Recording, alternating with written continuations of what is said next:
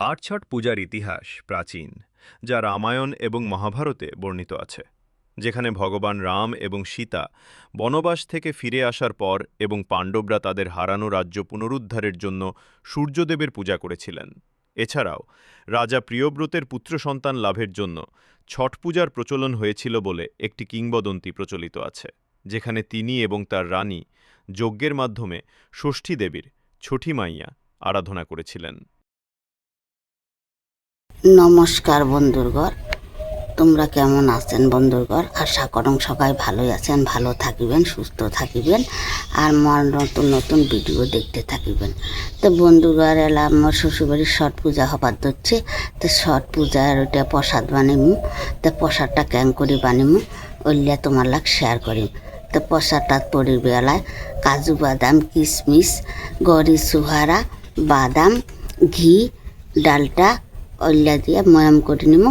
ময়ম করিয়া ওইলা শাসা আছে design করিমু, design করিয়া ওইলা তেলত ভাজিমু। তো ওইলাই তোমার লাগ শেয়ার করিম বন্ধুরগণ। তোমরা দেখতে থাকেন ক্যাং করি বানান। তো তোমরা মন চাইলে এং করি বানিয়ে নেবেন, দেখেন কেন বন্ধুরগণ। তো বন্ধুরগণ, আজ কইলুম যে তোমার লাগ ছট পূজার না প্রসাদ বানিয়ে দিচ্ছে। তো ওই প্রসাদটা কী কী পড়েছে দেখো বন্ধুগণ। কাজু বাদাম কিশমিশ, তারপরে ঘি ডালডা বাদাম, এরপরে হইল গিয়া চিনি ময়দা ওইটা দিয়া আজ পিঠাটা বানিয়ে দিচ্ছে। ওইটা হইলে ঠেকুয়া পিঠা, ওইটা হইলে ছট পূজার না প্রসাদ। ওইটা মানুষের এলা প্রসাদ দেওয়া হবে, দিয়ে বিতরণ করা হবে। আর মাও বানিয়ে দিচ্ছে, দেখো এখানে তোমরা।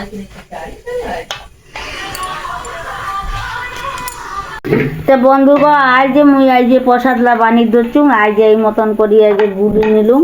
আজ এই মতন করি দাসির লাগবে। হ্যাঁ হ্যাঁ, এই মতন করিয়া তা আজ এটা হলে শাসা, আজ দুটো শাসা একখানে করি আজ জাতি মারবে। তা ডিজাইন হইবে বন্ধুগণ।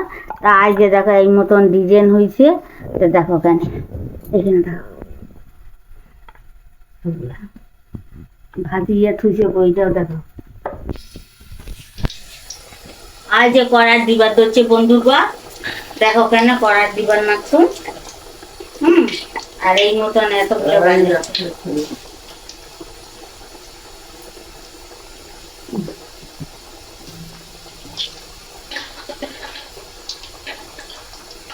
আজ ওটি ভাজা লাগে।